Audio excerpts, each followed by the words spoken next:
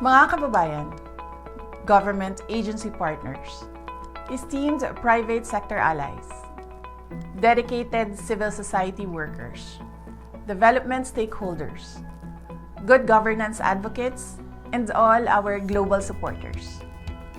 Assalamualaikum warahmatullahi wabarakatuh. Madayaw, maayong adlaw kaninyong tanan. Magandang araw sa inyong lahat. First and foremost, I express my heartfelt gratitude to all the partners, supporters, and stakeholders of the Office of the Vice President.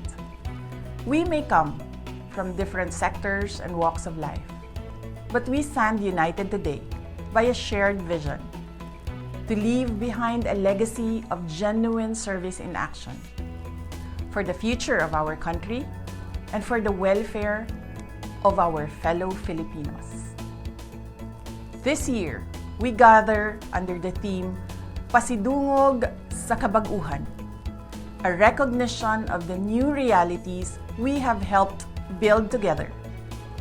Kabag-uhan is not just newness, it is transformation made visible. It is the success story of a community that once struggled, now standing stronger. It is every partnership that has deepened, every door that has opened, and every Filipino whose life looks different today because we chose to show up. Today, we celebrate that kabag-uhan together. Taliwala sa mga hagit ug kalisdanan, nagpabiling lig-on ang OVP sa milabay na mga tuig. From 2022 to 2025, the Office of the Vice President remained committed to its promise of bringing government services closer to the people. Naging mas mapaghamon man ang pagpapatakbo ng ating mga programa dahil sa mga walang basihang batikos at sistematikong atake laban sa atin, nanatili tayong matatag. Hindi nito kailanman natinag ang ating adhikaing makapaglingkod at masuklian ang tiwalang ipinagkaloob sa atin ng mamamayang Pilipino. Every milestone we reached became possible due to the steadfast dedication of our partners and stakeholders. Kung kaya't, buong pusong pagpupugay ang aming ipinapaabot sa bawat ahensya ng gobyerno, pribadong kumpanya, organisasyong sibiko, lokal na pamahalaan, at mamamayang hindi napagod magmahal at magmalasakit sa ating bansa. Kayo ang tunay na lakas ng ating mga programa. Every life we uplift is the fruit of your unwavering belief in the OVP's core mission. With every helping hand we extend, we bring comfort to families, revitalize communities, nurture dreams, and build a stronger Philippines.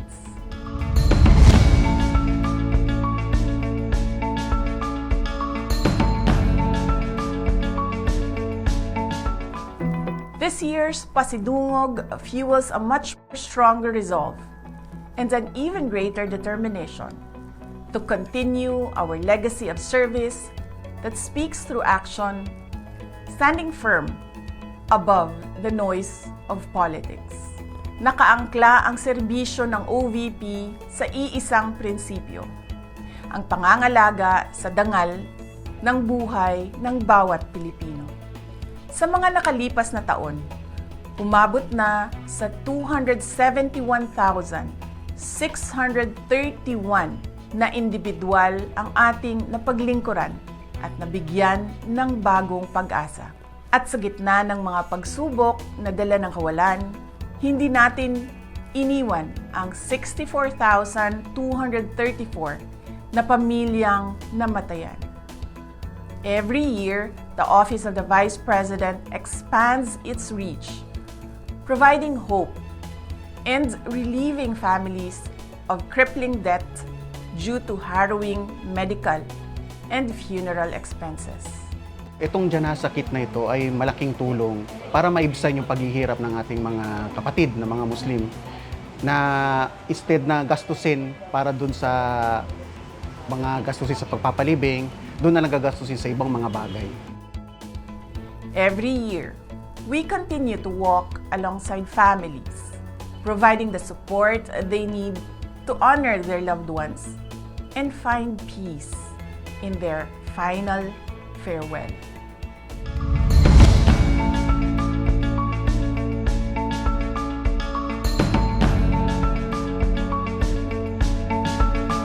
Ang tanggapan ng pangalawang Pangulo ay patuloy pa ring tumutulong upang makamtan ng bawat ordinaryong Pilipino ang tunay na pag-unlad.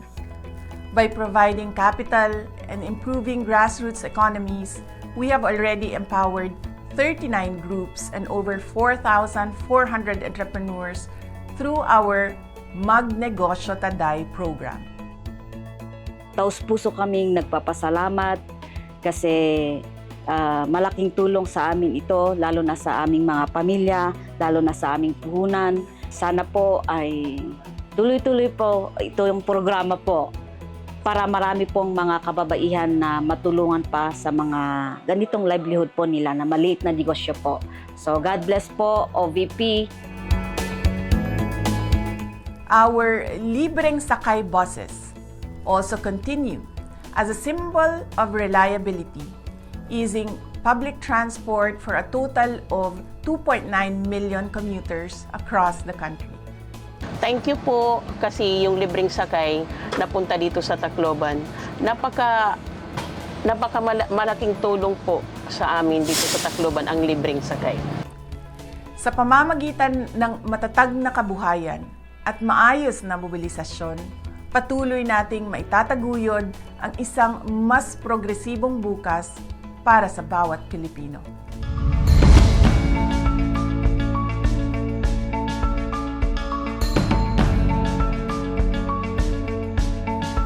The OVP Disaster Operations Center continues to provide swift and immediate relief to affected communities. Together with our partners, we have already extended critical relief to over 535,000 families across the nation. Ay, sobrang laki na po yun, ma'am. 25 kilos yun. Malaking tulong na po yun sa amin. May karagdagang 231,604 na mga benepisyaryo ang naabutan na natin ng kalinga sa pamamagitan ng rice program at hot meals na dala ng Kalusugan food trucks. Hindi pwede ko taon, nga kadawat ko ani nga. Napuntahan ko yung makaon ba? Nga di na ako maglisod. Sa panahon ng sakuna at kalamidad, nananatiling nakatayo ang OVP at tapat sa mandato nitong magbigay ng tulong at katatagan sa ating mga kababayan.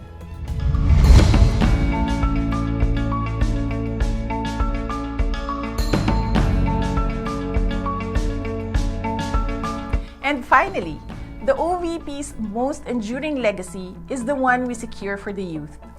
Through the Pagbabago campaign, we invest directly in the future of the next generation. Layunin ng OVP na bigyang pundasyon ang bawat mag-aaral nang hindi maging hadlang ang kahirapan sa pag-abot nila ng kanilang mga pangarap. Sa mga nakalipas na taon, ikinagagalak kong ibahagi na 603,751 na ang mga estudyante na nakatanggap ng ating school and dental kits. Ang layo-layo ng Basilan, ang layo-layo ng Lamitan, ang layo-layo ng Dangkalan, pero naabot po. Ito po ang pagpapatunay kung gaano po pinapahalagahan ang access sa programa na binibigay ni Vice President Sara Duterte. Maraming salamat po.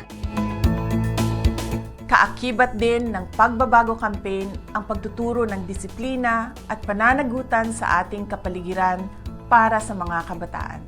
At isang malaking tagumpay, nalampas pa sa ating target na 1 milyong puno ang ating naitanim sa loob lamang ng 3 taon. Sa pagtutulungan natin, nakapagtanim na po tayo ng eksaktong 89,750 na mga puno. We plant more than trees. We plant hope. Katunayan ito ng ating tapat na paglilingkod para sa isang mas luntian at progresibong Pilipinas.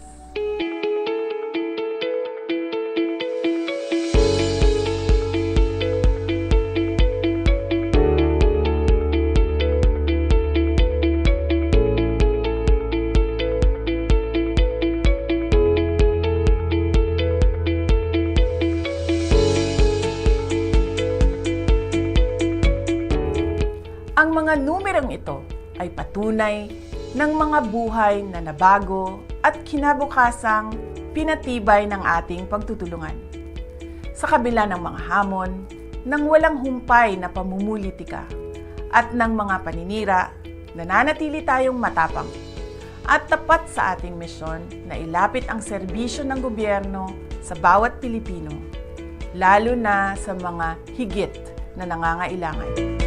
Ating pakatandaan na iisa lamang ang ating bayan, iisa lamang ang ating pinagmulan. Kung kaya't karapatan nating magkaisa, manindigan at buong tapang na protektahan ito. Katungod nato nga maghiusa og mangisog para panalipdan kini. Mahalin natin ang Pilipinas ng totoo, ng walang pansariling interes at ng walang takot. Ang lahat ng ating ginagawa ay para sa Diyos, para sa bayan, at para sa bawat pamilyang Pilipino. Syukran.